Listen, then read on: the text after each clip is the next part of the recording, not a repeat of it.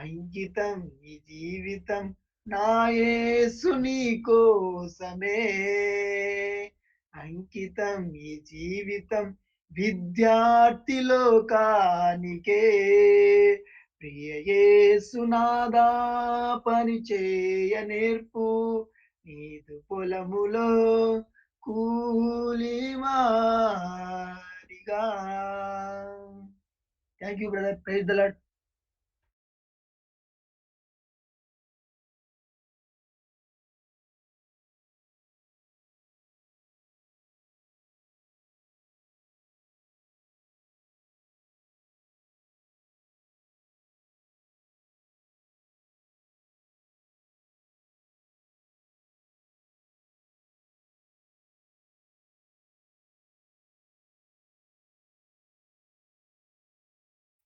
Praise lord.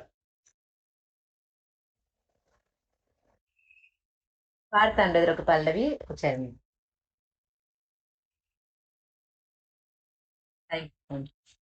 అందరికీ ప్రభు పేట వందనాలండి.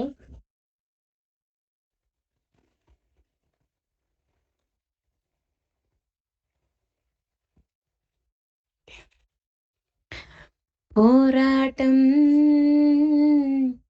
ఆత్మీయ పోరాటం, చివరి శ్వాస వరకు ఈ పోరాటం ఆగదు. సాగిపోచున్నాను సిలువను మోసుకొని నా గమ్య స్థానానికి. సిలువను మోసుకొని నా గమ్య స్థానానికి. నా యేసుతో కలిసి పోరాడుచున్నాను, అపజయమే ఎరుగని జయశీలుడాయన. నా యేసుతో కలిసి పోరాడుచున్నాను, అపజయమే ఎరుగని జయశీలుడాయన. నా యేసు కొరకే సమర్పించుకున్నాను, నా యేసు కొరకే సమర్పించుకున్నాను. ఆగిపోను నేను, సాగిపోవుచున్నాను. ఆగిపోను నేను, సాగిపోవుచున్నాను. పోరాటం, ఆత్మీయ పోరాటం, చివరి శ్వాస వరకు ఈ పోరాటం ఆగదు. సాగిపోచున్నాను సిలువను మోసుకొని నా గమ్య స్థానానికి. Praise the brother. Thank you.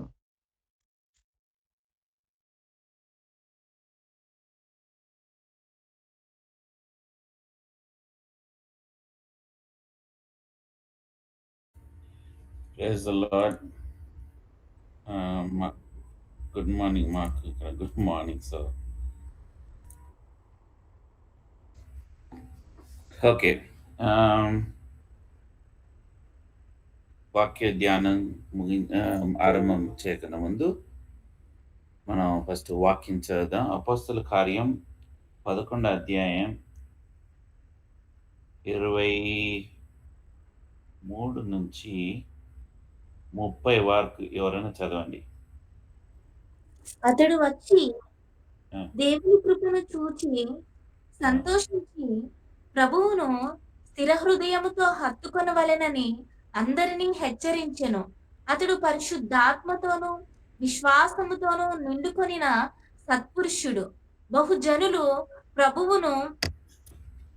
ప్రభువు పక్షమున చేరిరి. అంతటా అతడు సౌలును వెదుకుటకు తరసునకు వెళ్ళి అతనిని కనుగొని అంతియాకు తోడుకొని వచ్చెను. వారు కలిసి 1 సంవత్సరం అంతయు సంఘములో ఉండి బహుజనములకు వాక్యమును బోధించిరి. మొట్టమొదట అంతియొకయలో శిష్యులు క్రైస్తవులు అనబడిరి. ఆ దినముల యందు ప్రవక్తలు యెరూషలేములో నుండి అంతియొకయకు వచ్చిరి. వారిలో అగాబు అను ఒకడు నిలువబడి భూలోకమంతటా గొప్ప కరువు రాబోవుచున్నదని ఆత్మ ద్వారా సూచించెను. అది క్లౌదియా చక్రవర్తి కాలమందు సంభవించెను. అప్పుడు శిష్యులలో ప్రతి వాడును తన తన శక్తి కొలది యూదయలో కాపురమున్న సహోదరులకు సహాయం పంపుటకు నిశ్చయించుకొనెను. అలాగున చేసి బర్నబా, సౌలు అను వారి చేత పెద్దల యొద్దకు దానిని పంపిరి. ప్రార్థన చేసుకుందాం. పరలోకమున్న మా తండ్రి, దేవా, మాకు ఇంతవరకు తోడనందుకు వందనాలు తండ్రి. మరి 11 అధ్యాయాల పుస్తక కార్యంలో మేము ధ్యానిస్తుండగా మీరు సాయం చేసినందుకు వందనాలు దేవా. మరి ఇంకా ఈరోజు తండ్రి 23 వచనాల నుంచి 30, తర్వాత అపోస్తలుల 12, 1 నుంచి 3 వరకు చదవడానికి, ధ్యానించడానికి మాకు సమయం ఇవ్వమని అడుగుతున్నాను దేవా. నీ దాసుని సిలువ చాటును మరుగుపరుచుకొని నూతనంగా పరిశుద్ధాత్మతో అభిషేకించి దేతో నాతో మాతో మాట్లాడమని అడుగుతున్నాను. ఎవరైతే వచ్చినాలో వాళ్ళందరినీ దీవించండి. ఎవరైతే తండ్రి అనేక ఇతరుల కారణాల వల్ల రాలేకున్నారో వాళ్ళు జ్ఞాపకం చేసుకోండి. వాళ్ళ తండ్రి పోర్షన్ను తండ్రి పోగొట్టుకోకుండా సాయం చేయండి దేవా. ఎవరైతే ఆన్లైన్లో ఈ భాగాన్ని చూస్తున్నారు తండ్రి, వాళ్ళని దీవించని మాట్లాడండి దేవా. మాతో మాట్లాడమని వేడుకుంటూ సిద్ధపరిచి తండ్రి నీ పరలోక రాజ్యానికి సిద్ధపరచండి, నీ రెండో రాకడికి సిద్ధపరచమని వేడుకుంటూ యేసు నామమున ప్రార్థించి వేడుకుంటున్నాం తండ్రి, ఆమేన్. గత వారము మనము అపోస్తల కార్యం 11 అధ్యాయం 19 నుంచి మనం చూసినాం. ఈ ఒక అపోస్తల కార్యం అంటే జస్ట్ ఇది మనకు రివ్యూ లాగా. ఈ అపోస్తల కార్యం 11 అధ్యాయం 19 నుంచి 30 ఇది ఆరంభం దేని వల్ల అంటే ఒక హతసాక్షి యొక్క మృత్యు వల్ల మొదలైనది. ఇది ఎక్కడ మొదలైంది అంటే అపోస్తల కార్యం 8 అధ్యాయంలో స్టెఫను ఆ యొక్క హతసాక్షి వల్ల అందరూ విస్తరించిపోయినారు, చెదిరిపోయినారు. స్టెఫను ఒక హతసాక్షి వల్ల ఈ యొక్క అన్యుల సంఘానికి పునాదిగా పునాదిగా స్టార్ట్ అయ్యిందనమాట. ఈ అపోస్తల 8 అధ్యాయము ఈ 35 ADలో జరిగింది. అపోస్తలు 10, 11 43 ADలో జరిగింది. ఈ టైం పీరియడ్లో అంటే 8 సంవత్సరాలు వాళ్ళు ఎవరైతే చెదిరిపోయిన జనసంఖ్య, చెదిరిపోయిన విశ్వాసులు, యూదుల్లో క్రైస్తవులు ఎవరైతే యేసుప్రభువుని నమ్మిన వాళ్ళు చెదిరిపోయిన వాళ్ళు వచ్చి ఈ యొక్క మనం చూస్తున్న పవర్ పాయింట్లో ఈ అంతియోకి తర్వాత అక్కడ ఉన్న ప్రాంతానికి వచ్చినారు. ఈ ముఖ్య కారణం ఏంటి అంటే ఆ సమయంలో ఇది ఒక న్యూయార్క్ లాగా సిటీ అని మనం చూసినాం. అంత వ్యభిచారము, తర్వాత ధనము, వ్యాపారము బహుగా సిటీ కూడా చాలా వెల్ డెవలప్, చాలా అన్ని సౌకర్యాలు. తర్వాత ఇది ఒక కాస్మోపాలిటన్ సిటీ. అన్ని రకాల మనుషులు, అన్ని రకాల ధర్మాన్ని వెంబడించే వాళ్ళందరూ ఇక్కడ ఉన్నారు. సో వీళ్ళు అక్కడ వచ్చి నివసించడం మొదలు పెట్టినారు. అయితే వీళ్ళు వాక్యం వాళ్ళ హృదయంలో ఉన్నది కాబట్టి అది చల్లారలేదు. కాబట్టి వాళ్ళు ఏం చేసినారు, పర్సనల్ ఇవాంజలిజం ద్వారా వాళ్ళు ఇక్కడ ఈ ఉన్న ప్రాంతాలంతటా వాళ్ళు సువార్త చెప్పడం మొదలు పెట్టినారు. తర్వాత సైరీన్ అక్కడి నుంచి పైనుంచి కూడా గ్రీక్ దేశస్తులు, హెలనిస్టిక్ యూదులు అంటే యూదులు గ్రీక్ భాష మాట్లాడే వాళ్ళు ఈ యూదులు ఏం చేసినారంటే ఇక్కడ వచ్చేసి, అంటే ఇది ఎక్కువగా గ్రీక్కి సంబంధించిన భాష ప్రాంతం కాబట్టి వీళ్ళు ఇక్కడ వచ్చేసి వాళ్ళ భాషలో వాళ్ళకు సువార్త చెప్పినారు. అయితే వీళ్ళు అపోస్తలు కాదు, ఇవాంజలిస్ట్ కాదు, వీరు పెద్ద బోధకులు కాదు, కేవలం ఆర్డినరీ విశ్వాసులు. వీళ్ళు ఈ విధంగా వాక్యం చెప్పడం వల్ల ఏమైందంటే అపోస్తలుల కార్యం 11 అధ్యాయం 21 వచనంలో దేవుని హస్తం, ప్రభు హస్తం వారికి తోడై ఉండును అని మనం చూసినాం. ప్రభు హస్తము మనతో ఉంటే ఆశీర్వాదము, ప్రభు హస్తము మనకి వ్యతిరేకంగా ఉంటే అదేమైందంటే శాపము, లేకపోతే బ్లెస్సింగ్, ఈ దీవెనలు అని మనం చూసినాం 3-4 రకాల ప్రకారం. తర్వాత ఈ మరణం ద్వారా ఏ విధంగా ఫలాలు వచ్చినాయి అంటే యోహాను సువార్త 12:24 చూస్తున్నాం. ఎప్పుడైతే ఆ యొక్క విత్తనం చనిపోతేనే కానీ అది ఫలాలు తీసుకురాదు. అదే విధంగా ఒక హతసాక్షి ద్వారా ఇక్కడ అంతటా ఫలాలు వచ్చినాయి. అంతటా సువార్త ప్రాబ్లమ్ సువార్త చెప్పబడింది. లేకపోతే ప్రచురించబడింది. ఇదే వ్యక్తిగతంగా మనం చూసుకుంటే 2 కొరింథీ 4:16 ప్రకారం మన బహిరంగ పురుషుడు మన మనం 3 రకాల విధంగా చేయబడినాం. బహిరంగ పురుషుడు, తర్వాత మన ఒక సోల్, తర్వాత స్పిరిట్. అయితే ఈ విధంగా ప్రభు మన స్పిరిట్, పరిశుద్ధాత్మ ఎప్పుడైతే మనం దేవుని నమ్ముతామో వాళ్ళు కలిసి ఉంటారు. వీళ్ళు 2 బయటొచ్చి దేవుని గురించి మహిమపరచడానికి, సువార్త చెప్పడానికి దేవుని యొక్క చిత్తము, దేవుని యొక్క ఉద్దేశం. అయితే ఈ యొక్క సోల్, బాడీ దాని ఆటంకాలు. సోల్ అంటే మన ఎమోషన్స్, బాడీ అంటే మన బహిరంగంగా ఉన్న ఇదనమాట. ఈ 2 కూడా చనిపోవాలి. అప్పుడే గాని అంటే మన దేవుని చిత్తం చెయ్యాలి మన జీవితంలో అంటే మనం అడ్డంకులం. ఈ అడ్డంకులు పోతే కానీ అప్పుడు గాని ఫలాలు ఏ విధంగా స్టెఫను మరణం ద్వారా ఒక్క విత్తనం మరణం ద్వారా ఏమైంది? ఫలాలొచ్చినాయి. అదే విధంగా మనం గూడా మన ఆశలు, మన కోరికలు, తర్వాత మన ఎమోషన్స్ ఇవన్నీకి మనం దే దేవుని రాజ్యం, దేవుని చిత్తం నెరవేర్చేటప్పుడు ఇవన్నీ పక్కకు పెట్టేయాలి. ఉదాహరణ నేను మీకు చెప్పినాను. మన శరీరం ఏమంటది? నిద్ర కావాలంటది. కానీ ఆత్మ ఏమంటది? ప్రార్థన చేద్దాం అంటది. అప్పుడే మనం దేనికి ప్రాధాన్యత ఇస్తున్నాం? దేవుడు అంటాడు, "నువ్వు లేచి ఇప్పుడు ప్రార్థన చెయ్యి." అది పొద్దున 3 గంటలు గానీ, 4 గంటలు కానీ ఏదైనా సరే. దేనికి ప్రభువా ప్రార్థన చెయ్యి నువ్వు. దేని గురించి అంటే అనేక భక్తుల సాక్ష్యాలు గూడా మనం విన్నాం. వాళ్ళు పొద్దున దేవుని వాళ్ళు లేపి ప్రార్థన చెయ్యి అంటే ఏమని తెలీదు. కానీ న్యూస్ పేపర్‌లో చూస్తే ఎక్కడో ట్రైన్ యాక్సిడెంట్ జరిగింది. ఎక్కడో ప్లేన్ యాక్సిడెంట్ జరిగింది. కానీ కొంతమంది బతికినారు. వాళ్ళెవరు? దేవుని నమ్మిన విశ్వాసులు. అంటే ఈళ్ళ ప్రార్థన అక్కడ దేవుడు కార్యం చేసినాడు. సో, మనం ఆ సమయంలో శారీరకంగా ఎక్కువగా మనం ప్రాముఖ్యత ఇస్తే ఏమైతది? మనం పండుకుంటాం. ప్రార్థన చెయ్యం. అందుకే మనం ఈ రెండిటికి ఇచ్చలు, కోరికలు, శరీరానికి ఉన్న ఆశలన్నీ మరణిస్తేనే గాని లోపల నుంచి ఆ యొక్క దేవుని కార్యం చేయలేం. స్పిరిట్, హోలీ స్పిరిట్‌తో బయటికి వచ్చి మనం చేయలేం. ఒకరికి చానా ఈర్ష్య ఉంది, కోపం ఉంది అంటే కారణం ఈ శరీరము, ఎమోషన్స్ ఇంకా యాక్టివ్‌గా ఉన్నాయి. దేవుడు వాళ్ళని ప్రభు రాజ్యానికి అంతగా వాడుకోలేడు.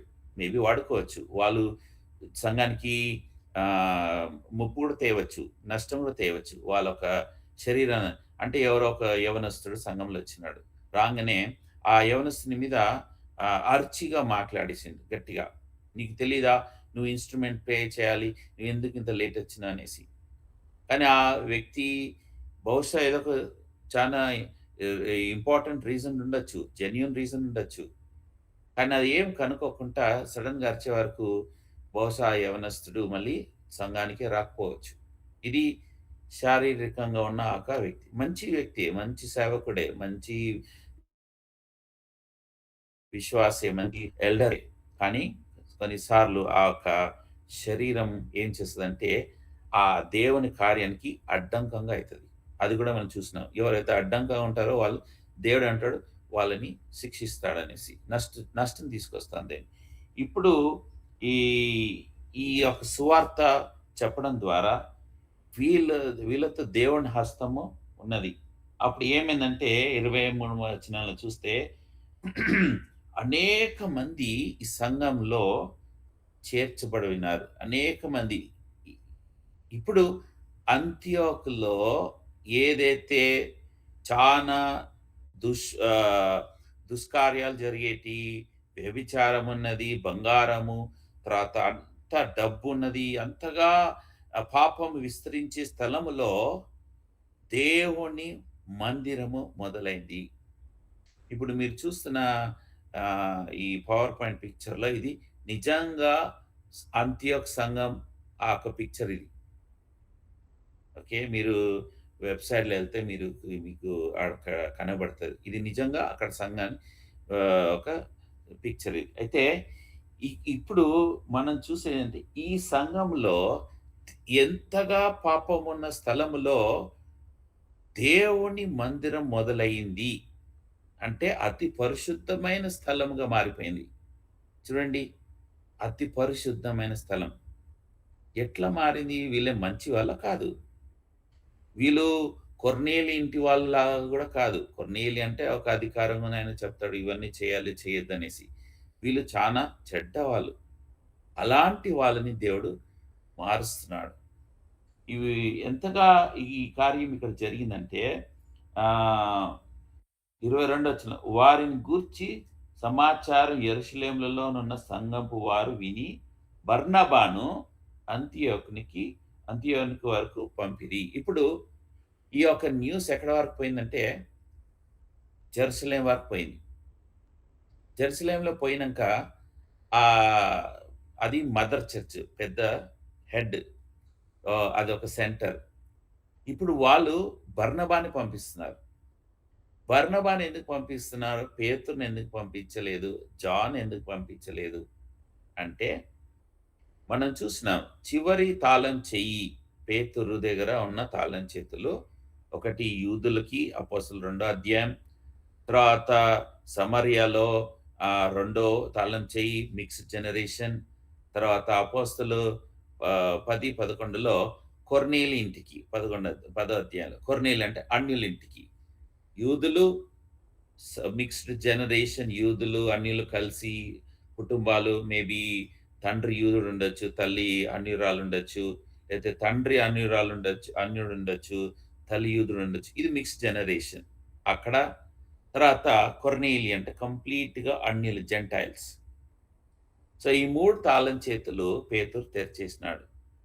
తెరిచిన తర్వాత అక్కడ పరిశుద్ధాత్మ దేవుడు ఇయ్యబడింది 3 స్థలాల్లో. ఇప్పుడు ఈ యొక్క కార్యము, సంఘ కార్యము ప్రపంచమంతా విస్తరించడానికి దేవుడు ముందుకు తీసుకెళ్తున్నాడు మందిరాన్ని. అంటే దేవుడు యూదుల నుంచి కొంతమందిని ఎంచుకొని, వాళ్ళని అపోస్తలులుగా పెట్టుకొని, అక్కడ నుంచి అపోస్తలు 1, 2 అధ్యాయాల్లో మేడ గదిలో మొదలైన ఒక సంఘము, ఆలయంలో దానికి ఒక ప్రభావం. ఆ రోజు 5,000 మంది వరకు జాయిన్ అయిన అక్కడ సంఘం ఆడ నుంచి మూవ్ అయితున్నది. అంటే పోతున్నదనమాట. మూవ్‌మెంట్ అంటే ఒక దగ్గర ఉంటలేదు. పాత నిబంధనలో దేవుని ఆలయం ఒక స్థలం అక్కడ ఫిక్స్‌డ్ ప్లేస్‌లో అయిపోయింది. ఇక్కడ దేవుని యొక్క సన్నిధి, దేవుని యొక్క ఆలయం మూవ్ అయితున్నదనమాట. ఎంత మూవ్ అయిందంటే మిక్స్డ్ జనరేషన్‌కొచ్చేసింది. అక్కడి నుంచి కొర్నేలి ఇంటికొచ్చేసింది. ఏది? దేవుని యొక్క సన్నిధి. అది సంగమం. ఇప్పుడు ఈటి నుంచి కంప్లీట్‌గా ఒక పాప రహితమైన స్థలము, వ్యభిచారము, తర్వాత వ్యాపారము, తర్వాత డబ్బు, తర్వాత గ్యాంబ్లింగ్ ప్లేస్, అదొక పాప స్థలానికి సంఘం వచ్చేసింది. ఈ సంఘం రాకన్నా ముందు పాత నిబంధనలో కీర్తనలు ఉంటది. Before I go I will send my angels. నేను మిమ్మల్ని పంపించే ముందు నా దూతలు పంపిస్తా. అదే విధంగా సంఘము కన్నా ముందు అక్కడక్కడక్కడ దేవుడు వాళ్ళ ప్రజల్ని, తన శిష్యుల్ని పంపించినాడు.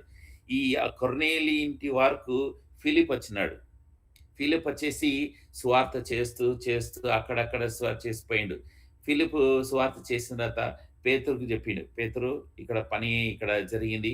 కొంతమంది విశ్వసిస్తున్నారు. పేతురు వచ్చినాడు. బాప్తిసం ఇచ్చినాడు. హస్తక్షేపణ చేసినాడు. ప్రార్థన చేయగానే పరిశుద్ధాత్మ దేవుడు వచ్చింది.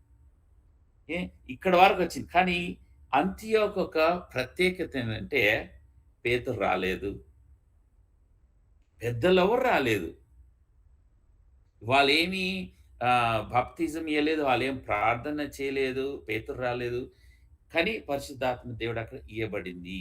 ఎందుకంటే కొర్నేలి ఒక ఇల్లు పరిశుద్ధాత్మ దేవుని యొక్క డెఫినిషన్, లేకపోతే పరిశుద్ధాత్మ దేవుడు ఇక అపోస్తలుల దగ్గర కాదు, ఎవరికైనా పరిశుద్ధాత్మ దేవుడు రాబడతది. ఎప్పుడు అంటే ఎప్పుడైతే వాళ్ళు విశ్వసించి యేసు ప్రభుని సొంత రక్షకుడిగా అంగీకరిస్తారో వాళ్ళందరికీ పరిశుద్ధాత్మ దేవుడు ఇయ్యబడతాడు. పేతురు వాళ్ళ మీద అపోస్తలుల 10వ అధ్యాయంలో బాప్తిజం ఇచ్చి చెయ్యి పెట్టి ప్రార్థన చేసిన తర్వాత రాలేదు. ఆయన బోధిస్తుండగానే పరిశుద్ధాత్మ దేవుడు వాళ్ళ మీద కుమ్మరించబడింది. అది మొదలన్నమాట. ఇక్కడ ఇప్పుడు అంతియోకులో పెద్దలు ఏం చేస్తున్నారు? బర్నబాను పంపిస్తున్నారు. బర్నబా ఎందుకంటే 23 నుంచి చూస్తే ఆయన ఒక క్వాలిటీస్ ఏంటి?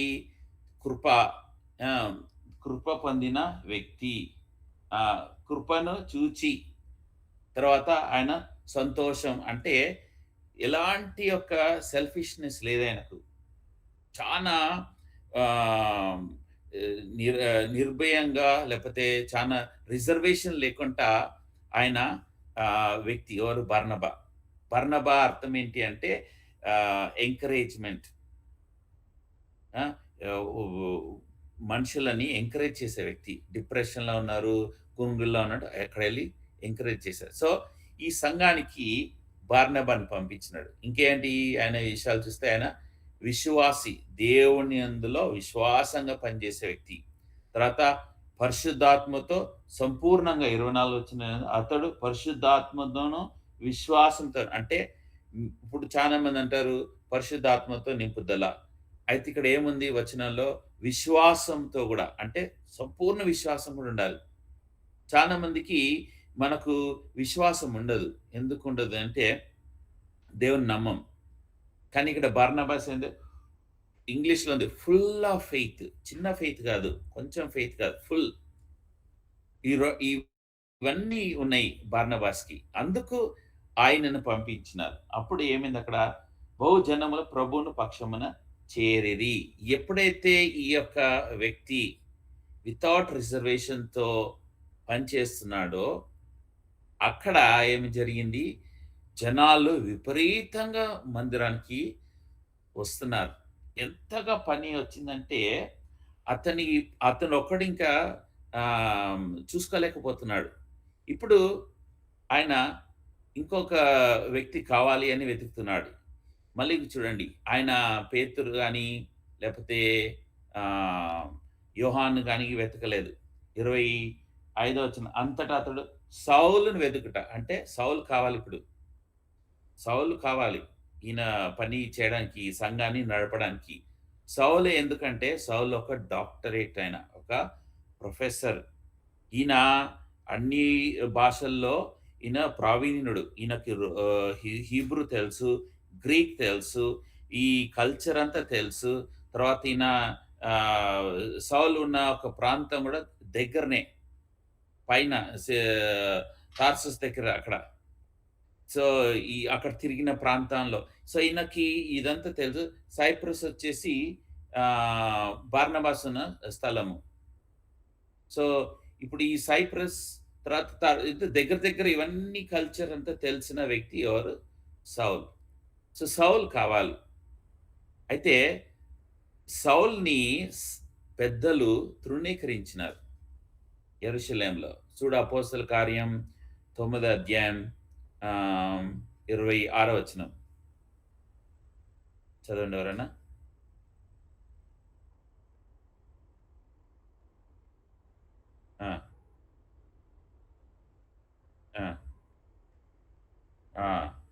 తర్వాత వచనం చదవండి.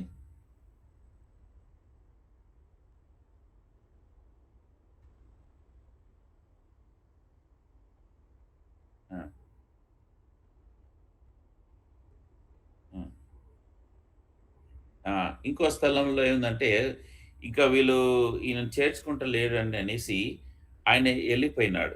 ఎక్కడికి వెళ్ళిపోయినా? ఆయన సొంత ఊరికి వెళ్ళిపోయినాడు. అయితే ఎన్ని సంవత్సరాలు ఆయన వెళ్ళిపోయినాడు? ఎన్ని సంవత్సరాలు ఆయన తర్వాత బర్నబాసిని ఈ అంత్యోకి తీసుకొచ్చినంటే 8 సంవత్సరాలు. చూడండి, సౌలు తనంత తనుగా ముందుకు నెట్టుకోలేదు. పుష్ చేసుకోలేదు, వెయిట్ చేస్తున్నాడు. ఈ 8 సంవత్సరాలు సౌలు ఏం చేస్తున్నాడు? దేవుని వాక్యం చదువుతూ, ప్రార్థన చేస్తూ, అక్కడ సువార్త చెప్తూ దేవుని పని చేస్తున్నాడు. కానీ తొందరపడలేదు. ఇది మనకు చాలా ఒక మంచి పాఠము. కొన్నిసార్లు కొంతమంది మనం చూస్తాం. వాళ్ళు సంఘానికి రాంగానే ఫస్ట్ ఇయర్‌లోనే ఏం చేస్తారంటే, మాకు బోధించడానికి పుల్పిట్ కావాలి, మేము పాటలు పాడడానికి పుల్పిట్ కావాలి, మాకు రెస్పాన్సిబిలిటీ కావాలి అని వాళ్ళు తొందర పడతా ఉంటారు. ఇక్కడ మనం సౌలు నుంచి నేర్చుకోవాలంటే 8 సంవత్సరాలు ఆయన వేచి ఉన్నాడు. ఎంతటి వరకు వేచి ఉన్నాడు? ఎప్పటి వరకంటే బార్నబాస్ తనంతట తానే పెద్ద ఆయన. ఈ సంఘానికి పెద్ద ఆయన ఏం చేసిండు? నువ్వు నాకు కావాలి అని చెప్పి తీసుకొచ్చినాడు. అదేవిధంగా సంఘ పెద్దస్తులు మీతో చెప్పేంత వరకు మీ అంతలో మీరు సంఘంలో మేము ఇది చేయాలి, అది చేయాలని తొందరపడద్దు. సంఘాలలో ప్రాబ్లమ్స్ రావడానికి కారణం ఏంటి అంటే, పెద్దలు చెప్పేంత వరకు వీళ్ళు వెయిట్ చేస్తలేరు. పేషెన్స్ లేదు. ఇప్పుడు అంతా ఫాస్ట్ ఫుడ్ అని వచ్చేసింది. అదేవిధంగా సంఘంలో కూడా ఫాస్ట్ మినిస్ట్రీ వచ్చేసింది. రాంగానే బాప్టిజం, రాంగానే సేవ పరిచయం, రాంగానే అక్కడ ఇది కావాలి, అది కావాలి. వాళ్ళకు వాక్యం తెలీదు, ప్రార్థన జీవితం ఉండదు, సువార్త చెప్పడానికి రాదు, సువార్త పోవడానికి వాళ్ళు సిద్ధపడరు. మేము ఇక్కడ కెనడాలో సువార్త చేసేటప్పుడు ఒక ఒక బయటి వాళ్ళు మా సంఘంలో ఉన్న ఒక సిస్టర్‌కి గట్టిగా అరిచినారు. అరిచే వరకు ఈ సిస్టర్ ఏం చేసింది, నేను ఇంకా సువార్తకి నేను రానని కూర్చుండిపోయింది. కానీ ప్రభు ఏమంటున్నాడు, మీరు నన్ను వెంబడించాలంటే మీరు సిలువనెత్తుకొని వెంబడించాలి. సిలువ అంటే ఏంటి? తృణీకరణ, అవమానము, ద్వేషము యేసు ప్రభు మీద ఉంచినారు, కొట్టినారు. మనం యేసు ప్రభుని వెంబడించాలి సిలువ ఎత్తుకొని అంటే మనకు కూడా ఇవన్నీ వస్తాయి. గుర్తుపెట్టుకోండి. ఇవన్నీ వస్తాయి. ఇవన్నీ మాకు లేదు, మేము అవమానపడలేము, మేము చాలా సెన్సిటివ్, ఇన్నోసెంట్, ఇవన్నీ మాటలన్నీ వేస్ట్, పక్కకు పెట్టేయాలి. మీరు వెయిట్ చేయాలి. పరిచర్యలో పెద్దలు తీసుకున్నంత వరకు మీరు వేచి ఉండాలి. ఎన్ని సంవత్సరాలైనా సరే, అది 5 సంవత్సరాలైనా సరే, 8 సంవత్సరాలు.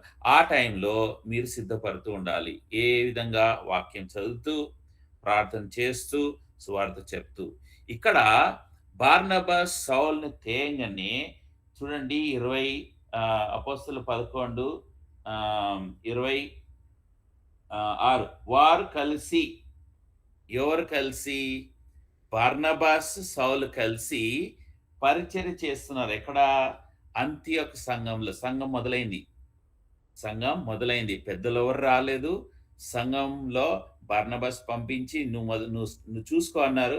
బార్నబాస్ నాతో పని ఇది చాలదు, నాకు సౌలు కావాలని సౌలు వెళ్ళేసి తార్సస్కి వెళ్ళి ఆయన వెతికి పట్టుకొచ్చి మందిరంలో పెట్టి వారు కలిసి, ఇక్కడ బార్నబాస్ పెద్ద కాదు, సౌలు పెద్ద కాదు, కలిసి పని చేస్తున్నారు. ఈ యొక్క యూనిటీ ఇప్పుడు ఈ సంఘాలలో, మన సంఘాలలో తక్కువైపోయింది. ఏ సంఘం అన్న చూసుకో, యూనిటీ తక్కువైపోయింది. ఎందుకంటే బార్నబాస్ అంటాడు, నేను పెద్ద, నేను తీసుకొచ్చిన. సౌలు అంటాడు, లేదు, నా ఒక మారు మనసు ఎట్లా పొందినా అది వేరే, నాకు దర్శనం వచ్చింది, నేను ఒక డాక్టర్ని, నేను ఒక ఫిలాసఫర్ని, నేను ఒక ప్రొఫెసర్ని, నాకు అన్ని భాషలు వచ్చు, నాకు అంత జ్ఞానం ఉంది, నేను లేఖనాలు చదవగలుగుతాని, నేను ఈ సిటిజన్ అన్నీ చెప్పిండొచ్చు. ఈ రెండింటి మధ్యలో ఈ విధంగా 2 మనుషుల గొడవలు అయితే ఏమవుతుంది? సంఘము అభివృద్ధి పొందదు. గుర్తుపెట్టుకోండి. మనం ఎంతగా తగ్గించుకుంటే అంత మంచిది. ఒకవేళ బార్నబాస్ సౌలు లాగా ఇద్దరు ఉన్నారు సంఘంలో.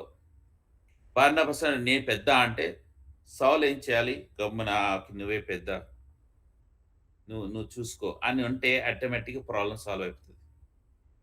సో సౌలు వల్ల మనం వెయిట్ చేయాలి.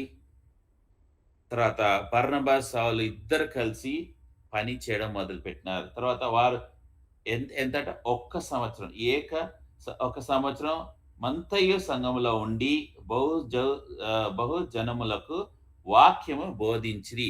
వాళ్ళు ఏం చేసినారు? ఆ 1 ఇయర్‌లో ఈ యొక్క అన్యులకి వాక్యం బోధిస్తున్నారు. గుర్తుపెట్టుకోండి, ఏ సంఘంలో గాని వాక్యం బోధన లేదంటే ఆ సంఘము చీల్చిపోతది. సెపరేట్ అయిపోతది, నశించిపోతది. ఎందుకంటే వాక్యమే హీబ్రూ 4:12 ప్రకారం వాక్యం రెండంచుల ఖడ్గం. నాలో నేను బయట చాలా మంచి వాడిలా కనబడొచ్చు. కానీ వాక్యం ఏం చేస్తది? నా లోపల ఉన్నదంతా చూపిస్తది. నా ఆరంభ జీవితంలో నేను బహుగా చెడ్డ మాటలు మాట్లాడేటోన్ని. మందిరం ఎళ్ళేటోన్ని, ప్రార్థన చేసేటోన్ని, సండే ఆరాధనప్పుడు హల్లెలూయా అని నేను ఆరాధన చేసిన పాట పాడేటోన్ని. కానీ నా ఫ్రెండ్స్‌తో ఉన్నప్పుడు నా యొక్క మాటలు, నా నోరు ఆ! దుర్లభమైన భాషతో నిండి ఉండేటి. అయితే ఒకరోజు దేవుడు వాక్యం ద్వారా నాతో మాట్లాడి, "నువ్వు ఎంతకాలం ఈ యొక్క శరీరాన్ని నువ్వు ధ్వంసం చేస్తున్నావు. ఈ శరీరంలో నేను నివసించే స్థలం ఇది ఒక దేవుని ఆలయము." దేవుని వాక్యంతో మాట్లాడడం వల్ల ఏమైంది అది? నేను అది తీసేసినాను. వాక్యంకి నేను సంఘానికి కంటిన్యూయస్‌గా ఎళ్తూ ఉంటే నాకు వాక్యం ఏం చూపించిందంటే, నేను ఎంత పతనమైన స్థితిలో ఉన్నాను అని. మొదట్లో నాకు పాటలు పాడేది రాదు. వాక్యం చెప్పడానికి రాదు. ప్రార్థన చేయడానికి రాదు. కానీ సంఘములో ఎళ్తూ ఉంటే అనేక విషయాలు నేను తెలుసుకున్నాను. వాక్యము సంఘంలో బోధించాలి. ఎంత వాక్యం సంఘంలో బోధిస్తామో అంత ఆ సంఘం అభివృద్ధి పొందుతది. అంతగా దేవుడు ఆ సంఘాన్ని దీవిస్తాడు. ఇక్కడ ఏముంది 26లో వారు కలిసి ఒక సంవత్సరం అంతయు సంఘంలో ఉండి బహుజనముల వాక్యమును బోధించిరి. మొట్టమొదట అంతియోకులో ఇప్పుడు చూడండి బోధించడం ఏమైంది? మొట్టమొదట అంతియోకులో శిష్యులు క్రైస్తవులని అనబడిరి. ఫస్ట్ టైం 11 అధ్యాయాల్లో ఇంత సంవత్సరాలు ఎక్కడ కూడా క్రిస్టియన్స్ అని పేరు రాలేదు. కానీ అంతియోక్‌లో వీళ్ళిద్దరు సహవాసంతో, వీళ్ళొక డెడికేషన్‌తో ఏమొచ్చింది అంటే అక్కడ క్రిస్టియన్స్ అని ఒక పేరొచ్చింది. ఇప్పుడు ఎవరన్నా మిమ్మల్ని అడిగితే మీరెవరంటే క్రిస్టియన్ అంటారు. ఎందుకు ఆ క్రిస్టియన్ పేరొచ్చిందంటే ఆ ప్రాంతంలో అనేక మతాలున్నారు. అనేక మంది ఆ మతాలను వెంబడిస్తున్నారు. గ్రీకు వాళ్ళకు ఒక దేవత ఉంది డాఫ్ని అని. వీళ్ళు డాఫ్నికి సంబంధించిన వాళ్ళు అని అంటారు. అయితే ఇది కొత్తగా వీళ్ళు కూడుకోవడం మొదలుపెట్టినారు. వీళ్ళ కూడుకలో అలాంటి విగ్రహాలు లేవు. ఎలాంటి పూలు తీసుకోపోవడం లేదు. ఎలాంటి కొబ్బరికాయలు లేవు, పూలు లేవు. వీళ్ళంతా కలిసి వీళ్ళు పాటలు పాడుతూ, ప్రార్థన చేస్తూ, వాక్యం చదువుతున్నారు. ఈ అన్యులకందరికీ వీళ్ళెవరు అని ఒక ప్రశ్న. వీళ్ళెవరు? అదొక జెన్యూన్ ప్రశ్న. వీళ్ళెవరు? అరే! వీళ్ళు క్రీస్తుని గురించి వీళ్ళు ధ్యానిస్తున్నారు. క్రీస్తుని గురించి వాళ్ళు క్రీస్తుని వెంబడిస్తున్నారు. అందుకే వీళ్ళని క్రిస్టియన్స్ అనే పేరొచ్చింది. మళ్ళీ ఏ మతానికి చెందిన వాళ్ళు ఆ పేరు లేదు. ముస్లిం వాళ్ళున్నారు. వాళ్ళు మొహమ్మద్‌ని వాళ్ళు వెంబడిస్తున్నారు. మొహమ్మదియన్స్ అని పేరు ఎక్కడ లేదు. అదేవిధంగా అన్ని వేరే మతాల వాళ్ళు చూడండి. వాళ్ళు ఆ విధంగా టైటిల్ రాదు. కానీ కేవలం యేసు ప్రభు శిష్యులు వెంబడించే వాళ్ళు అంటే మనము ఏమైతదంటే క్రిస్టియన్స్ అని అక్కడ మొదలైంది. ఇది అంతియోక్‌లో మొదలైంది. ఎంత బ్లెస్సింగ్! ఎట్లా మొదలైంది? దేవుని వాక్యం వాళ్ళు ధ్యానించడం వల్ల. ఎంతవరకు వాళ్ళు వెంబడించారంటే 1 ఇయర్. 1 ఇయర్. ఇప్పుడు ఇక్కడ సంఘం మొదలైంది. ఎక్కడ? అంతియోక్‌లో. తర్వాత 28 వచనంలో ఒక ప్రవక్త వచ్చినాడు.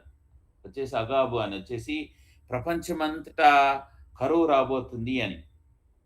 అయితే ఇక్కడ జుడియా ఆ ప్రాంతంలో జెరూసలేంలో కూడా కరువు చాలా రాబోతుందంటే ఈ యొక్క క్రిస్టియన్స్ వీళ్ళు అంతియోక్‌లో ఉన్న విశ్వాసులు వాళ్ళు ఈ యొక్క మదర్ చర్చ్ యెరూషలేం చర్చ్‌కి డబ్బు పంపించినారు. చూడండి యెరూషలేం వాళ్ళు పంపియాల్సింది సహాయము, కానీ అన్యులు పంపిస్తున్నారు. ఎంత బ్లెస్సింగ్ ఆ అంత్యోక సంఘానికి. మనం కూడా గ్యాదర్ అయ్యేటప్పుడు ఏదన్నా సంఘానికి మనం అవసరత తెలిసినప్పుడు మనకు తోచినంత మనం సహాయం చేయాలి. ఇదే ఈ అధ్యాయం మనకు నేర్పిస్తున్నది. జెన్యూన్‌గా ఉన్న సంఘాలు. కొన్ని ఉన్నాయి సంఘాలు మనుషులు వాళ్ళు అబద్ధాలు చెప్తూ చేయడం. వాళ్ళ గురించి నేను మాట్లాడతలేను.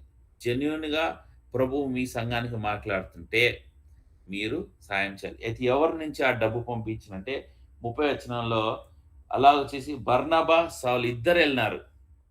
వారి చేత పెద్దల యొద్దకు. వీళ్ళిద్దరు వెళ్ళినప్పుడు ఈ సంఘం ఏమైంది మరి అంతియోకులో? అంటే వీళ్ళు వేరే అక్కడ వచ్చే విశ్వాసులని ట్రైన్ అప్ చేసినారు. ఇదే మనకు నేర్పించే పాఠం. అంటే పాస్టర్ గాని, సేవకులు గాని ఎక్కడన్నా వాళ్ళ పరిచర్యకెళ్తే సంఘాన్ని చూసుకోవడానికి మనం వేరే వాళ్ళని సిద్ధపరచాలి. కానీ కొన్ని సంఘాల్లో పాస్టర్ లేడు, సంఘ పెద్దలు లేరు అంటే సంఘం ఏమైపోతది? ఏం చెయ్యాలి? ఎట్లా ప్రార్థన చేయాలి? ఎట్లా మీటింగ్ స్టార్ట్ చేయాలి? ఎవరు పాట పాడతారు? ఎవరు వాక్యం చెప్తారు? ఎవరికేం తెలీదన్నప్పుడు ఏమైతది అక్కడ కన్‌ఫ్యూజన్ ఒస్తది. ఈ కోవిడ్ సమయంలో దేవుడు మనకు చూపించిన మంచి పాఠం ఏందంటే, అనేక సంఘంలో ఈ యొక్క పెద్దలు, సేవకులు, పాస్టర్లు వాళ్ళే ఫస్ట్ ప్రభులో నిద్రించినారు. ప్రభు దగ్గర చేరినారు. చనిపోయినారు. సంఘం ఏమైంది? సేవకుడు సిద్ధపరచలేదు. పెద్దలు సంఘాన్ని సిద్ధపరచలేదు. గుర్తుపెట్టుకోండి. మీకు తెలిసిన విషయాలు మీరు నేర్పించాలి. అంటే మీరు తల్లి గాని, తండ్రి గాని మీ కుటుంబంలో ఉన్న పిల్లలకి మీరు నేర్పించాలి. మీరు లేకున్నా వాళ్ళు ప్రార్థన చేయాలి. మీరు లేకున్నా వాళ్ళు ఒక ప్రేయర్ మీటింగ్ స్టార్ట్ చేయాలి. పాటలు పాడాలి. ఇవన్నీ ఈ యొక్క సీసీఎంలో గూడా లేకపోతే సీసీఎస్‌లో గూడా పెద్దలు లేకపోతే వేరే వాళ్ళు దాన్ని మొదలు పెట్టడానికి సిద్ధంగా ఉండాలి. లేకపోతే ఏమైతదంటే, అయ్యో! ఎట్లా బ్రదర్ లేడు, ఈ బ్రదర్ లేడు. మనం ఏం చేయాలి? గుర్తుపెట్టుకోండి. మనకు దేవుడు నేర్పిస్తున్న ఈ పాఠాలేందంటే, ఈ సంఘంలో ఏ విధంగా సౌలు, బర్నబాస్ ఒక సంవత్సరం నేర్పించిన తర్వాత ఒక ప్రాబ్లమ్ వచ్చింది. ఈ ప్రాబ్లమ్‌కి వాళ్ళు డబ్బు పంపించడానికి ఎవరిని పంపియలేదు. బర్నబా, సౌలే పోయినారు. అయితే ఆ సమయంలో ఈ సంఘంలో ఏం జరిగిందంటే, వేరే వాళ్ళు వాళ్ళ సంఘాన్ని నడిపినారు. అయితే ఈ సంఘం నుంచి 7 విషయాలు మనం నేర్చుకోవాలి. ఏంటి ఆ 7 విషయాలు అంటే, ఎట్లా ఈ దేవుడు ఈ సంఘాన్ని దీవించినాడు. ఇప్పుడు మనం ఈ స్లైడ్‌లో చూస్తే 7 విషయాలున్నాయి. మొదట ప్రతి ఒక్క విశ్వాసి ఒక పరిచారకుడు. వాళ్ళు వాక్యం చెప్పినారు. అపోస్తలుల కార్యం 11 అధ్యాయం 19, 20లో దేవుని వాక్యం. మనం అంటే ఇప్పుడు మీరు వినేవాళ్ళు గూడా ఏం చేయాలి? వాక్యాలు మీరు కంఠస్థం చేయాలి. మీకు ఏ వాక్యాలైనా సరే మీకు దే దేవుడు మాట్లాడుతుంటే కంఠస్థం చేయాలి. కొన్ని వాక్యాలు మనం కంఠస్థం చేయాలి. రెండోది ఈ యొక్క సంఘాన్ని దేవుడు ఎందుకు దీవించినాడంటే సువార్త సంఘం ఇది.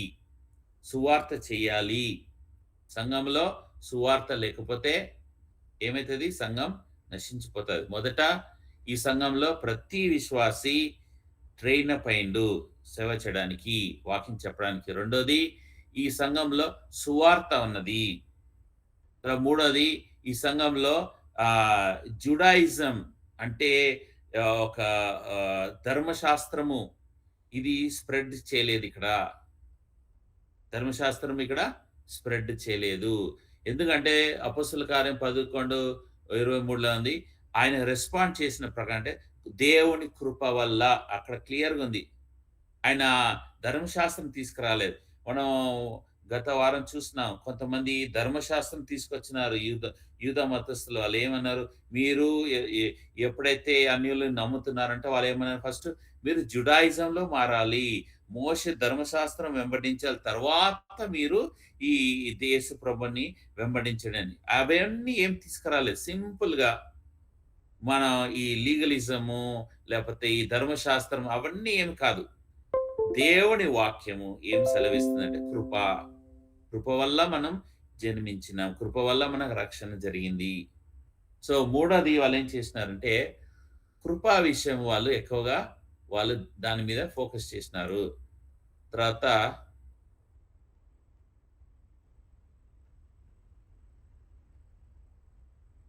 నాలుగోది ఆ సంఘాన్ని మోటివేట్ చేసినారు, సత్యం గురించి ఎంకరేజ్ చేసినారు. ఏం ఎంకరేజ్? వాక్యము చదవండి, వాక్యము చదవండి, వాక్యంలో మీరు నిలబడండి. ఇదే టైటస్ 2:12లో కూడా ఉంది. వాళ్ళు ఎంకరేజ్ చేసినారు. మీరు కూడా సంఘంలో ఏం చేయాలి? సంఘం మంచిగా అభివృద్ధి పొందాలి, లేకపోతే ఈ యొక్క సంస్థ అభివృద్ధి పొందాలి అంటే మోటివేట్ చేయాలి. ప్రభువులో విశ్వాసం ఉండాలి, ప్రభువులో మనం నిలబడాలి. ఐదోది ఈ యొక్క సంఘం ఒక ఎగ్జాంపుల్గా ఉంచినది అంటే లీడర్స్, ఎంకరేజింగ్ లీడర్స్ ఉన్నారు ఇక్కడ. ఎవరు? బర్నబా.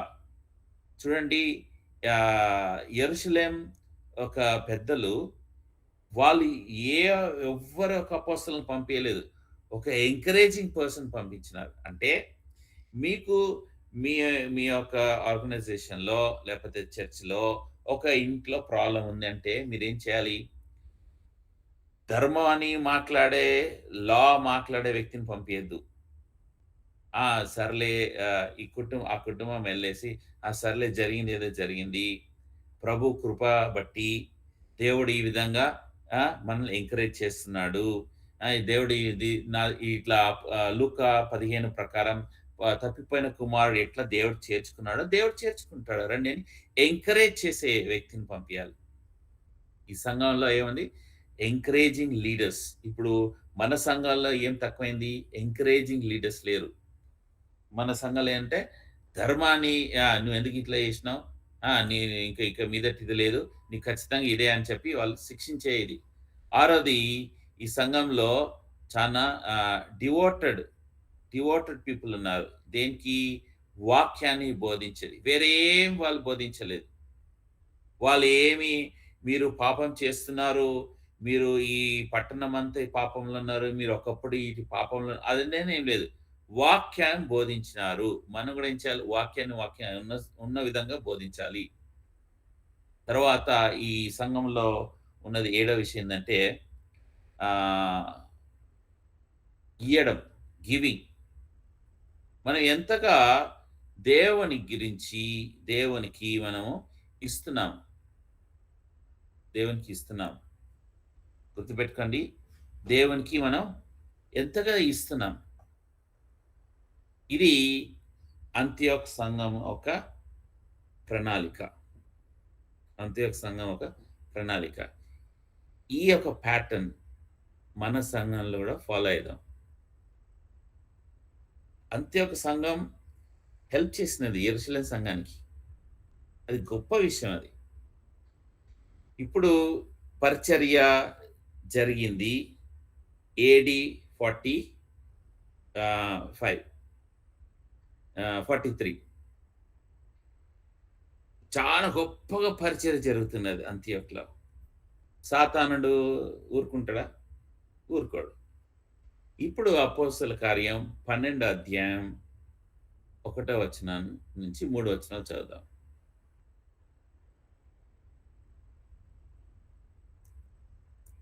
బ్రదర్.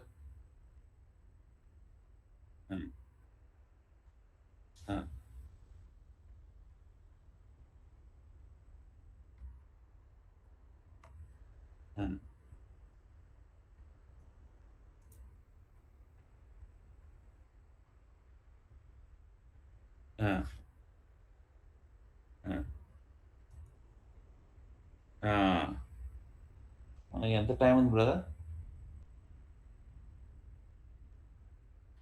ఓకే. సో ఇది చాలా ఇంపార్టెంట్ అయిన విషయము, గుర్తుపెట్టుకోండి. దేవుని పని జరిగేటప్పుడు సాతాను పని కూడా జరుగుతుంది. 1 సంవత్సరం వరకు సాతానుడు అబ్జర్వ్ చేస్తున్నాడు. ఎక్కడైతే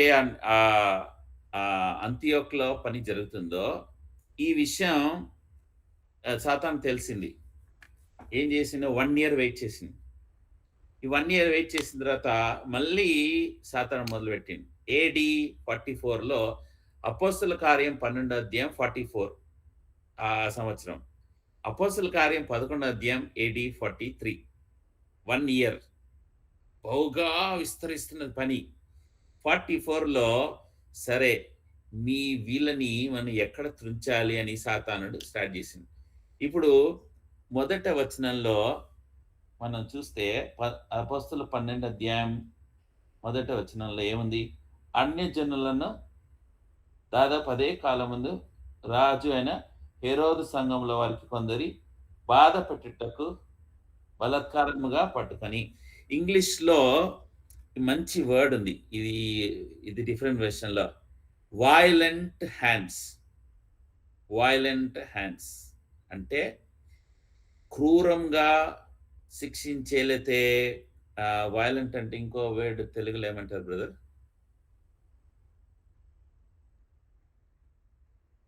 కఠిన అంటే అది కాదు. చంపడం తర్వాత వయలెంట్ ఒక క్రిమినల్ రికార్డ్ ఉన్న హ్యాండ్ సో ఈ హ్యాండ్ లేచింది. ఎక్కడ లేచింది? హెరోదు రాజు ఈ సంఘాన్ని, ఏ సంఘం? హెడ్ దాన్ని అంటే జెరూసలేం. ఈ హెడ్ సంఘాన్ని మీద అక్కడ చేరింది. అంటే ఇప్పుడు హింస. ఇప్పుడు బ్రాంచెస్ ని మనం కట్ చేయాలి, చంపేయాలి, ఒక చెట్టుని చంపేయాలంటే హెడ్ దగ్గరికి వెళ్ళాలి. సో ఈ సంఘం హెడ్ ఎవరు ఎక్కడ అంటే యెరూషలేం సంఘం. అక్కడ వచ్చేసింది సాతాను చెయ్యి. వచ్చేసి ఏం చేసింది? ఈ సంఘాన్ని మనం ధ్వంసం చేద్దాన్ని. ఇప్పుడు ఈ పేరు ఎవరిది అంటే హెరోదు పేరు. ఈ హెరోదులో ఇప్పుడు మనం స్లైడ్ కనబడుతుందా బ్రదర్స్?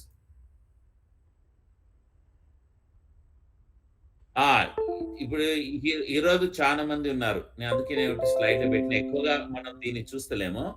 హెరోదు ఫిలిప్ మత్తయి 14:3లో ఉంది అక్కడ.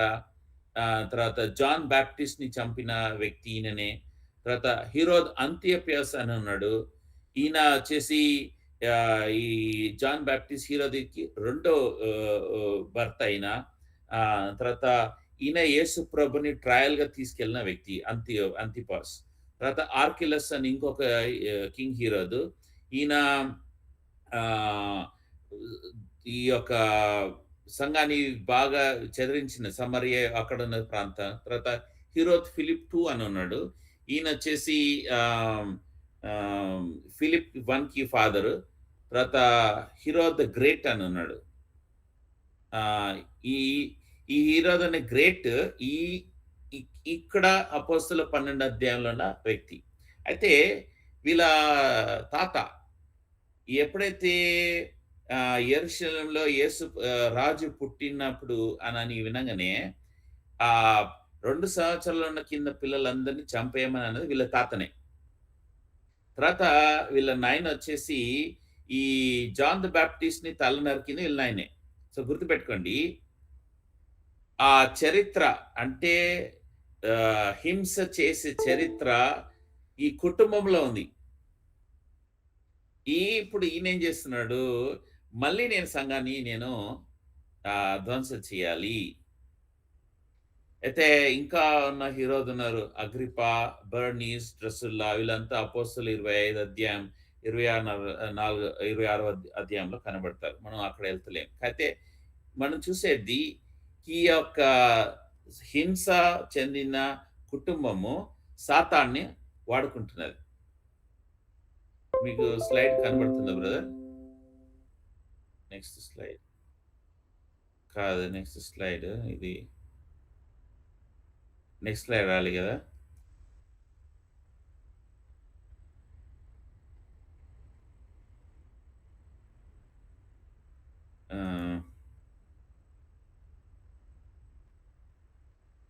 సరే,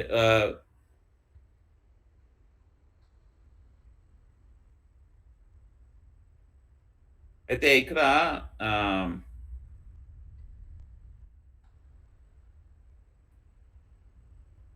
ఒక నిమిషం. ఇక్కడ ఇంకొక విషయం ఏందంటే, ఈ హింస చేసే ఆహ్, ఆహ్, దెయ్యానికి సంబంధించిన వాళ్ళు. అయితే ఇప్పుడు నేను మీకు అక్కడ ప్రాబ్లమ్ వచ్చేసింది. ఇక్కడ చూపిస్తున్నాను ఈ స్లైడ్‌లో. ఈ హింస చేతులు అపోస్తలుల 12 అధ్యాయం మొదట వచనం. హింస హింస చేతులు, హంతకుడు. తర్వాత యోహాను సువార్త 8:14లో అతనికి హంతకుడు, అబద్ధికుడు ఇదంతా దేవునికి సంబంధించి దెయ్యానికి సంబంధించిన పిల్లలు. చూడండి వాళ్ళు ఎట్లా చేస్తారు అంటే, దేవుని పిల్లల్ని వాళ్ళు బాధ పెట్టేవాళ్ళు, లేకపోతే దేవుని పిల్లల్ని హింస చేసేవాళ్ళు. వాళ్ళంతా దెయ్యానికి అప్పచెప్పుకున్న వాళ్ళు. ఈ యొక్క హీరోది కూడా హింస చేస్తున్నాడు. Violent hands. వీళ్ళ తాత చేసిండు, నాయన చేసిండు. యోహాను సువార్త 8:44లో వాళ్ళు అబద్ధికుడు, నరహంతకుడు. మొదటి యోహాను 3:10లో అధర్మం చేసే వ్యక్తి. 1 యోహాను 3:8లో పాపం చేసే అభ్యాసం. అంటే పాపం చేయడానికి వాళ్ళు ప్రాక్టీస్ చేసేవాళ్ళు. 2 కొరింథీ 11:14లో మోసగాడు. యోహాను 10:10లో దొంగలించడం, చంపడం మరియు నాశనం చేయడం. మత్తయి 13:14లో దొంగలించు. తర్వాత మత్తయి 4:1లో ప్రలోభం. అంటే ఇవన్నీ సాతానుకు సంబంధించినవి. సంఘంలో కొంతమంది ఇవి ఉంటాయి కొంతమందికి. దేవుడు హెచ్చరిస్తున్నాడు వాళ్ళకి. మీరు ఇవన్నీ వదిలేయాలి. వీళ్ళు ఎవరు చేస్తారంటే, సంఘం పనిచేసే వాళ్ళ మీదనే దాడి చేస్తారు వీళ్ళు. సంఘం బయట కూడా ఉంటారు వీళ్ళు. వాళ్ళు కూడా ఏం చేస్తారు, సంఘం పనిచేస్తుంటే వాళ్ళ మీదే దాడి చేస్తారు. ఇప్పుడు భారతదేశంలో ఏం జరుగుతున్నది? భారతదేశంలో బహుగా విస్తరిస్తూ వాక్యము అక్కడి నుంచి అనేకమైన సేవకులు, గాస్పల్ ప్రీచర్స్, సువార్థికులు వేరే దేశాలకు వెళ్తున్నారు. ఇప్పుడు కొన్ని వేరే దేశాలు భారతదేశం నుంచి వాళ్ళు రిక్రూట్ చేసుకుంటున్నారు. అందుకు సాతాను సైలెంట్ ఉంటుందా? లేదు. అందుకే ఇప్పుడు ఒక గవర్నమెంట్ వచ్చింది ఇండియాలో. ఆ గవర్నమెంట్ ఏం చేస్తుంది? సంఘం పైన విరుచబడుతున్నది. సంఘం పైనే వాళ్ళ హస్తం. ఏ రాష్ట్రంలో చూసినా వాళ్ళు చేసే పని ఏంటి? వయలెంట్ హ్యాండ్స్, హింస చేసే చేతులు. ఎక్కువగా జరుగుతుంది ఎక్కడంటే, ఎక్కువగా దేవుని సేవ జరుగుతుంది ఉత్తరప్రదేశ్‌లో. ఎక్కువగా హింస జరుగుతున్న ఇండియాలో ఉత్తరప్రదేశ్‌లోనే. గుర్తుపెట్టుకోండి. దేవుని కార్యం జరుగుతుంది అంటే ఖచ్చితంగా దెయ్యం కూడా మొదలు పెడుతుంది. అయితే 2వ వచనం చూడండి. అపోస్తలుల కార్యం 12:2.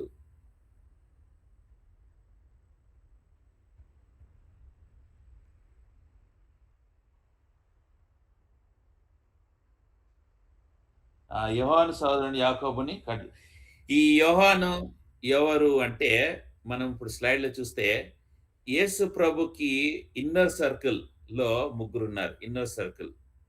ఈ ఇన్నర్ సర్కిల్‌లో యోహాను, తర్వాత జేమ్స్, యాకోబు, తర్వాత పేతురు ముగ్గురు. వీళ్ళని ఎప్పుడు తీసుకెళ్ళినాడు ఎక్కడైనా సరే. మార్కు 9, 2, 3 వచనాల్లో ఆయన రూపాంతరం పొందినప్పుడు ఆ కొండ పైన వీళ్ళు ముగ్గురున్నారు. తర్వాత జారస్ ఒక కుమార్తెని చనిపోయి లేచేటప్పుడు వీళ్ళు ముగ్గురున్నారు. లూకా 8:49-56 వరకు. తర్వాత గెత్సెమని తోటలో ప్రార్థన చేసేటప్పుడు లోపల ఇంటీరియర్‌లో అప్పుడు కూడా వీళ్ళు ముగ్గురున్నారు. దేవుడు వీళ్ళ ముగ్గురిని ఎంచుకోవడానికి ఒక కామన్ రీజన్ ఏంటి అంటే, పేతురు చాలా బోల్డ్‌నెస్ పర్సన్. సైన్యం వచ్చింది. పేతురు ఏం సైలెంట్‌గా ఉన్నాడా? లేడు కదా! కత్తి తీసిండు. మాల్కస్ అనే సేవకుని చెవి నరికినాడు. తెలుసు కదా అది చాలా పెద్ద నేరం. యేసు ప్రభు అది అతికించుకుంటా ఉంటే పేతురుని జైల్లో ఏసి మేబీ కూడా చంపొచ్చు. అంత పెద్ద నేరం అది. అంత బోల్డ్‌నెస్. మళ్ళీ యాకోబు తర్వాత జాన్ వాళ్ళ పేరేంటి టైటిల్? ప్రభువే ఇచ్చినాడు. Sons of thunder. అంటే బహుగా ఉక్రోషం లేకపోతే రోషము కలిగిన వాళ్ళు అని. అది మార్క్ 3:17, లూక్ 9:54లో వాళ్ళకి ఇచ్చిన టైటిల్. వీళ్ళు మత్తయి 20:22లో ఏమన్నారంటే, ప్రభువా మేము నీ కుడి పైన సైడ్ కూర్చుంటాం రైట్ సైడ్‌లో అంటే, ప్రభు ఏమన్నాడు, నేనెళ్ళే మార్గం మీరు రాలేరంటే, మేము ఎళ్తాము, మేము రెడీగున్నాం అంటే, యేసు ప్రభు చెప్తున్నాడు, నేను హతసాక్షిగా పోతున్నాను. మీరు కాగలుగుతారా? ఆ! మేము రెడీ ఉన్నాం. మేము గూడా అయితామన్నారు. అందుకు వీళ్ళు ఎప్పుడైతే అంగీకరించినారో అందులో ఇక్కడ ఎవరు చనిపోయినారు? యాకోబు. మళ్ళీ జాన్ ఎక్కడ? జాన్ ఇక్కడ లేడు. జాన్ పట్మస్‌లో చివరగా అక్కడ చనిపోయాడు. అయితే ఆ హతక సాక్షిలో ఇతనొకరు. స్టెఫెను తర్వాత ఇక్కడ మళ్ళీ హతసాక్షి కావడం ఇది. ఈ కోర్ సర్కిల్. ఈ ఈ హీరోదు సాతాను చేతుల నుంచి ఏం చేస్తున్నాడంటే, చేతుల్లో ఉన్నాడు కాబట్టి, ఆ హింసకైన చేతులతో ఫస్ట్ యాకోబు ఇన్నర్ సర్కిల్‌ని, ఆ కోర్ సర్కిల్‌ని మనం చంపేస్తే ఇంకా అందరికి చెదిరిపోతారనేసి యాకోబుని పట్టుకొని యాకోబుని చంపినారు. 3వ వచనంలో ఇది యూదులకు ఇష్టమైన కార్యమని తెలుసుకొని పేతురును కూడా పట్టుకొని కొనెను. అయితే పేతురుని చెప్పడానికి ప్రభు అనుమతించలేదు. ఎందుకు అనుమతించలేదంటే ఇంకా దేవుని కార్యం ఇంకా ఉన్నది కాబట్టి పేతురుని తర్వాత చంపుదాం అనేసి జైలేసినారు. అయితే యోహాన్ ఇక్కడ లేడు. మేబీ జాన్ ఇంకెక్కడైనా ఉండొచ్చు. అయితే సాతానుడు పని ఏంటంటే, ఎట్లైనా సరే నేను వీళ్ళని చంపాలి. కోర్ సర్కిల్‌ని చంపితే తక్కిన సంఘాలంతా పడిపోతాయి. మనం ఇంతటితో ఈ పాఠం ముగిస్తాం. ఈరోజు మనం నేర్చుకున్న పాఠం ఏంటి? ప్రభు నీతో ఉంటే నువ్వు పరిచర్య చేసేదాన్ని దీవిస్తాడు. నువ్వు పెద్ద బోధకుడు అవసరం లేదు. రెండోది, ఇక్కడ ఒక సంఘం కట్టబడినప్పుడు అపోస్తలులను పంపియలేదు. ఒక ఎంకరేజింగ్ పర్సన్ బర్నబాస్‌ని పంపించినారు. ఆయన లా ఆయన బోధించలేదు. కృప ఆయన బోధించినాడు. ప్రేమ పూర్వకతో ఆయన సంఘాన్ని అందరిని చేర్చుకున్నాడు. సంఘం విస్తరిస్తుంటే నేనొక్కడినే చేస్తున్నాను కాకుండా, జత పనివాడిని తిరస్కరించిన వ్యక్తిని యెరూషలేము సంఘంలో ఆ వ్యక్తిని ఆయన ఎవరినో పంపించి ఆయన వెతకలేదు. ఈయననే స్వయాన మాట్లాడి తీసుకొచ్చినాడు. సంఘంలో వీళ్ళు కలిసి యూనిటీగా పనిచేసినారు. 1 సంవత్సరం వాక్యం బోధించినారు. వాక్యం తప్ప వేరేమి బోధించలేదు. తర్వాత యెరూషలేములో అక్కడ అవసరం ఉంటే వీళ్ళిద్దరు వెళ్ళినారు. తర్వాత సంఘం వేరే వాళ్ళు చూసుకోవడానికి ట్రైన్ అప్ చేసినారు. అంతియోకు సంఘంలో 7 విషయాలు ఉన్నాయి మనం నేర్చుకున్నాం. ఈ 7 విషయాల్లో మనం కూడా అనుసరిస్తే మన సంఘం కూడా ఎంతో అభివృద్ధి పొందుతుంది. అది ఎప్పుడైతే సంఘం అభివృద్ధి పొందుతుందో సాతాను కూడా మొదలుపెట్టినాడు. వైలెంట్ హ్యాండ్స్, హింసతో కూడినది. వాడు మొదలుపెట్టింది ఫస్ట్ యాకోబుని చంపినాడు. ఆ కోర్ సర్కిల్‌లో యోహాను అక్కడ కనబడలేదు. కానీ పేతురు ఇంకొక వ్యక్తి జైలు వేసినాడు. ఎందుకంటే వాళ్ళకు పండుగ వస్తుంది. ఈ పండుగ అప్పుడు మళ్ళీ చంపితే ఎక్కువగా ఆయనకు వ్యతిరేకంగా వస్తదని పండుగ అయిపోయినాక ఆమెను చంపుదామని జైల్లో పెట్టి చాలా టైట్ సెక్యూరిటీతో పెట్టినాడు. అది మనం నెక్స్ట్ వీక్‌లో మనం చూద్దాం. అయితే మనం పరీక్షించుకుందాం. మనం దేవుని కార్యం చేస్తున్నామా? లేకపోతే దేవుని హస్తం మనతో ఉందా? లేకపోతే మనం దెయ్యం చేతుల్లో పడిపోతున్నామా? అబద్ధం, రోషం, తర్వాత ఇంకా అనేక చూసినాం. వాడు ఎంతగా పాపానికి వాడు ఎంకరేజ్ చేసే వ్యక్తి. పాపాన్ని చేసే అభ్యసనం చేసేది.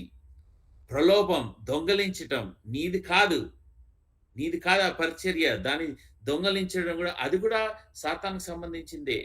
నీది కాని విషయాలను నువ్వు చేపెట్టద్దు. హంతకుడు, అధర్మము, ఇవన్నీ సాతాను ఒకవేళ మనలో ఉంటే మనం సాతాన్ని వెంబడిస్తున్నాం. బహిరంగంగా చెప్పొచ్చు నేను దేవునని, కానీ ఇవన్నీ ఉంటే మనం సాతాన్ని వెంబడిస్తాం. ఇంకోటి మన లోంచి ఈ యొక్క శరీరాశలు, ఈ యొక్క ఆత్మకి ఉన్న ఆశలు ఇవన్నీ విడిచిపోవాలి, నెలకొట్టాలి.